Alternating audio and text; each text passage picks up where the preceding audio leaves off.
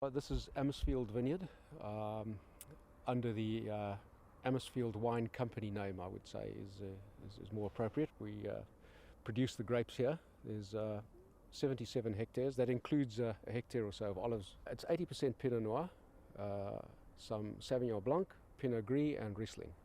And all of it's doing pretty well. We're right up there with the best in the world, if I may say.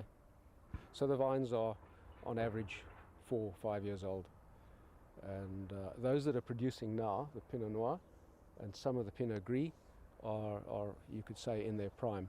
We work on approximately 5.5 tons a hectare. When you go for higher yields, you don't get the quality that we do, or you wouldn't get it anyway. And lower than that, of course, you have economic problems. So we bring it down to 5.5, and we try and keep it up there. To keep investors happy, I've got to keep track of costs, and 3/4 of our costs is labour. So our crew of between 30 and 40. We've got our crew on the ground that do the canopy work, the very important canopy work. That's the majority of them. And there are 2 supervisors that look after them. Everybody does their job. My wife does a lot of the information collecting, wage data, costs. Tell me about production and how good the production's been lately. Central Otago at 45 degrees south is not an easy place to grow vines. We have this extreme cold. We have problems with frost, and we have problems with fruit set. So to get the 5.5 tons per hectare that we want is not all that easy every year. Some years we don't quite make that, but we seem to be on a good footing with our fertigation management, irrigation, and which sets the plants up in the following year for a good fruit set. We're hoping for 350 tons this year. We talked briefly before about the frosts, and tell me how you deal with that. Frosts we control the frosts with windmills and, if need be, helicopters. We've got 12 windmills. They're all auto start. They work on the principle of bringing down the inversion layer, which is about 100 feet or so above the ground. You hope that inversion layer is there, because that's the warm air you bring down, mix with the cold air at the bottom. They normally work pretty well. But you as a manager have got to predict that and get those helicopters in. If you don't, you've got a bit of a problem on your hands, because you can pretty much lose your crop overnight. The soils have a very low CEC, cation exchange capacity. That means they don't hold their nutrients very well. They're very delicate.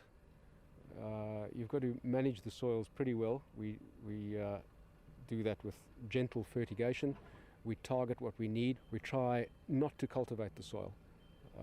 We have a cover crop either planted with grass, or we let the natural grass grow and we mow that and try and keep that organic material on the surface of the soil.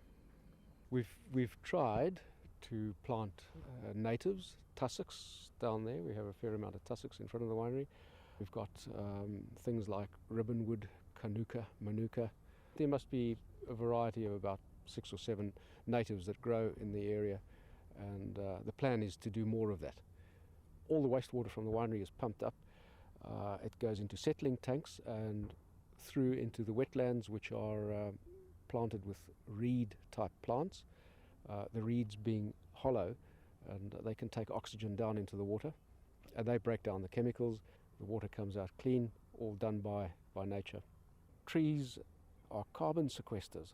We've planted probably more than 1,000 trees in the form of shelter belts, mostly poplars, Chinese poplar. I think it adds to the environment, makes for a prettier picture. Our irrigation water, which is vitally essential here in Central Otago, you couldn't produce grapes without it, comes from the Clutha River, and we're part of a scheme, the Pisa irrigation scheme, probably one of the most efficient forms of irrigating in water saving. We've built up a relationship with Thai workers, and they're a delight to have around. They fit in very well with the local community. They've always got lovely smiles on their faces.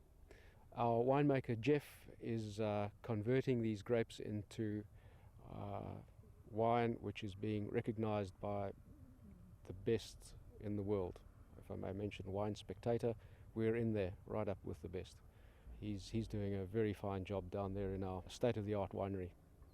My family have been in it for probably generations, so I could slot in pretty happily here into central Otago with this beautiful hot, dry summer and very cold winter. Not quite the same in Cape Town, but a similar situation, and we love it here.